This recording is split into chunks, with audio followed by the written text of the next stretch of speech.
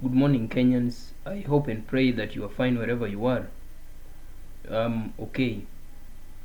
Now, if you are watching this channel for the first time, I pray and I request that you subscribe to this channel and kindly share this video. Now, first, I want to condole with the families who have lost their loved ones in Londiani road accident. I pray that God comfort you. Second, I want to pose a question, and this question I know many are asking: what is really happening in Kenyan roads, and what is really happening in the Ministry for Transport? I was going through a report by the NTSA on the road accidents in Kenya, and I found that according to NTSA statistics, there were 4,449 deaths in 2022 compared to 4,271 deaths in 2021, and according to them, 1,595 involved pedestrians, those walking on the road. 793 were passengers, those who boarded vehicles. 1,190 were motorcycle riders. 411 were motorcycle passengers, and 403 were drivers. Then the NTSA noted in their conclusive statement that motorcycle and private vehicles contributed to the highest number of fatalities between January and March this year. I don't dispute that statement, and according to what they said, the PS Ministry for Transport said that they were to launch an accident reporting platform for citizens. Accident reporting platform for citizens. Now, if I am to answer my question that what is really happening on Kenyan roads and what is really happening in the Kenyan Ministry for Transport, I would say that Kenya has one problem, and the Ministry for Transport has the same problem: corruption. The Pan-Africanist PLO Lumumba once said that corruption in Africa kills more people than wars, and this is true. What is happening in Kenyan roads is basically plainly due to corruption. Police officers, traffic police officers, are prone to corruption. These officers will allow vehicles to overload, will allow unroadworthy vehicles to use the roads, provided they have been given something. I have traveled a lot.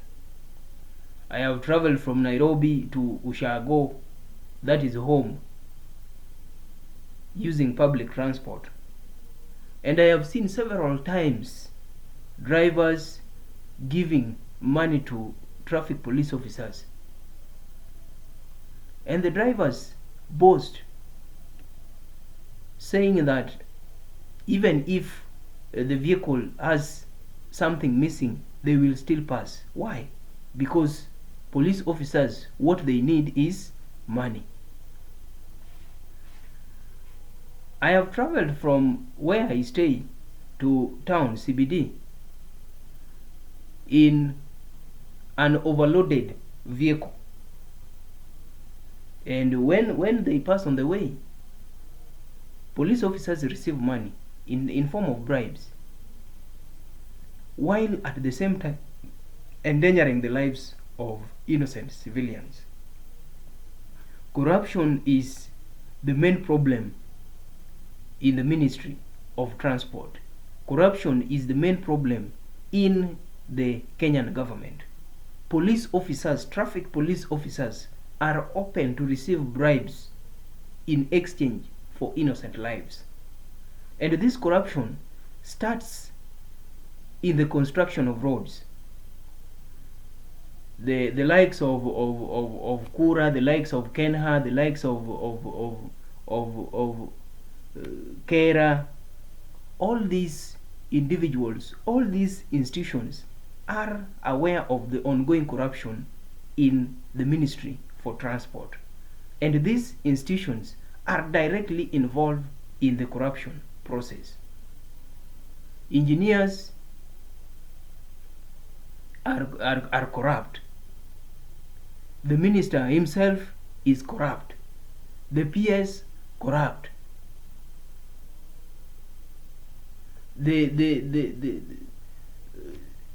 me say, those who are vetting, those who are distributing contracts to engineers are corrupt. And this leads to the construction of substandard roads.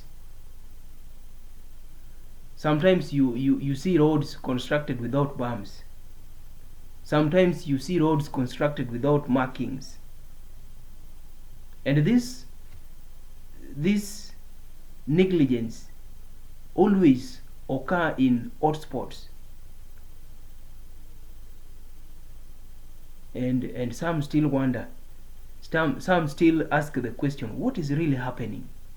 And then I am here to inform you that what is happening in Kenyan roads, what is happening in the Ministry for Transport is all about corruption. The minister is corrupt, the PS is corrupt, the engineers are corrupt, and the police officers, the traffic police officers, have no option than to be corrupt. The government is exchanging innocent lives for money. The traffic officers, they have no time to check speed limits. They have no time to assess whether vehicles are roadworthy or not.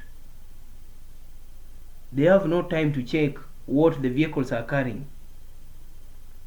They have no time to check whether the drivers driving those vehicles are licensed. They have no time, but they have time for collecting bribes. Recently, I read an article that was posted in our local news outlets. A traffic police officer at 10 a.m.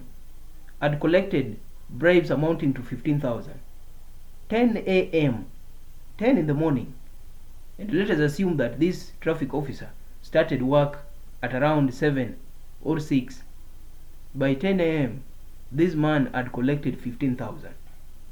What do you think this person, this officer, will collect by the end of the day? You can talk about even 50,000. And these bribes are collected from unroadworthy vehicles. These bribes are collected from overloaded vehicles. These bribes are collected from unlicensed drivers. What is happening? Kenyans, corruption is the only masterpiece that is killing innocent lives. Corruption is the only masterpiece that is claiming innocent lives. And the case of Londiani is just one of the many cases that come as a result of the ongoing corruption in the Kenyan government. The traffic officers have no option because they see corruption everywhere. And these corrupt individuals, they walk free. They go to court. Sometimes they are being taken to court, given bonds, and they walk free. Traffic officers, those who have been nabbed with the corrupt cash, they go to court, they receive bonds, and they walk free. Why? Because Kenya is a country of corruption, We survive by corruption. And you know, in any government, when they go there to do what? To eat. That is what is happening. Murkomen is, let me say, incompetent. Is an incompetent leader. If the road accidents in Kenya are to be limited, then we have to go the Michuki way. Today it is very common to enter a bus and find that the seat belts are not there. You can travel from Nairobi to Homa Bay without a seat belt, and there is no police officer who will check on that. Why? Because once the vehicles reach the checkpoints, what the police officers need is money.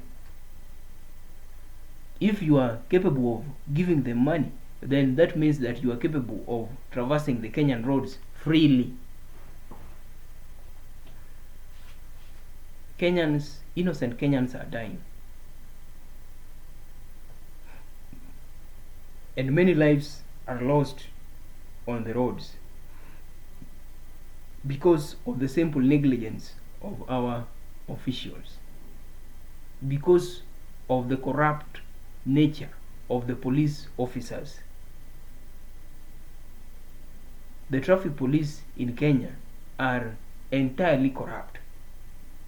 They receive bribes, and once you are capable of giving them money, you can go scot-free with any traffic offense in Kenya. And that is confirmed, and many will share my opinion. These are facts. In Kenya today, it is very common to travel on a PSV without engaging a seat belt. It is very common to travel in a PSV with excess passengers. That is very common.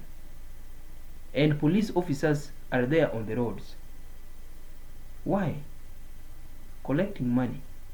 And that is it. A police officer employed by the Kenyan people, paid by the Kenyan people, wakes up in the morning, goes to the road, waiting to collect money in exchange for innocent lives. I think more must be done. And if the accidents on Kenyan roads are to be reduced, then Kenya must go back to the Michuki period. Let us go back to the Michuki way. Seat belts a must. Speed limit a must. If the road accidents on Kenyan roads are to be minimized, and I emphasize and I repeat that we must go back to the Michuki methods, and in that way road accidents will be reduced. And if the corruption in the Kenyan government is ongoing, the corruption in the Ministry for Transport is ongoing, then I am here to confirm that more will die. More will die on the roads, because police officers will continue receiving bribes and allowing unroadworthy vehicles to operate, allowing unlicensed drivers to tread the Kenyan roads. I implore the government, fight corruption. Corruption is a problem, but I think this would be words falling on deaf ears, because if the government is corrupt, a corrupt person cannot fight a corrupt person. They will always flock together. They say birds of the same feathers flock together. If the government itself is corrupt, and the Ministry for Transport is corrupt, and the officials there are corrupt, then that means that they will communicate in the same language.